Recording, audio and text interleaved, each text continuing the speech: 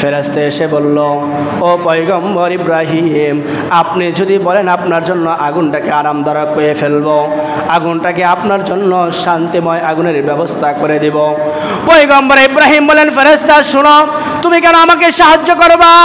আমি যেই রবের জন্য এই আগুনের মধ্যে নিক্ষিপ্ত হয়েছি, আগুনের মধ্যে আমাকে ফেলানো হয়েছে, সেই রব আমাকে সাহায্য করবে, তোমার মতো ফেরেশতার সাহায্যের প্রয়োজন আমার নাই।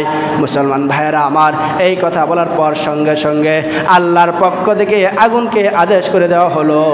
আল্লাহ তাআলা বলেন, কুলনা ইয়া নারু কুনি বারদাও ওয়া সালামান আলা ইব্রাহিম।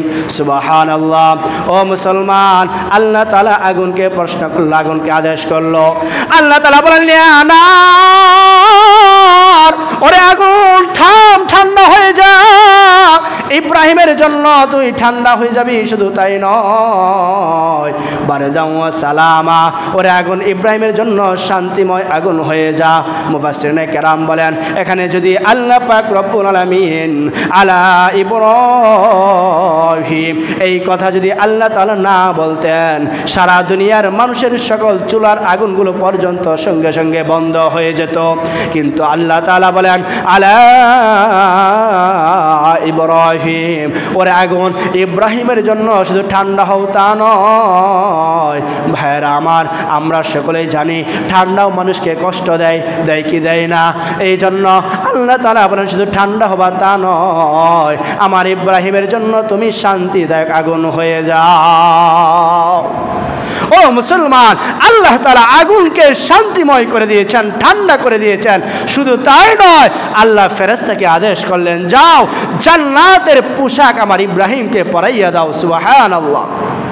ভাইরা আমার, এরপরে আল্লাহ তাআলা ফেরেশতাদেরকে আবার আদেশ করলেন, আমার ইব্রাহিমকে জান্নাতের সর্বোৎকৃষ্ট, সর্বোত্তম, সর্বশ্রেষ্ঠ যেই খাবার আছে সেই খাবার আমার ইব্রাহিমকে দাও। এটা কেন হয়েছে? শুধুমাত্র রবের সাথে তার সম্পর্ক ভালো হওয়ার কারণে, তারা প্রকৃত ঈমান ওয়ালা হওয়ার কারণে আল্লাহ তাআলা আগুনকে তাদের জন্য শান্তিময় করেছেন।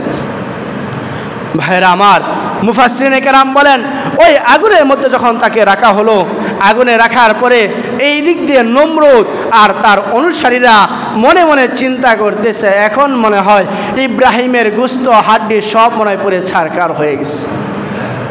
মুফাসসিরিনে কেরাম বলেন, ইব্রাহিমকে আগুনের মধ্যে 40 দিন পর্যন্ত এই আগুনের মধ্যে তাকে রাখা হয়েছে। আপনারা বলেন, একটা মানুষকে মারার জন্য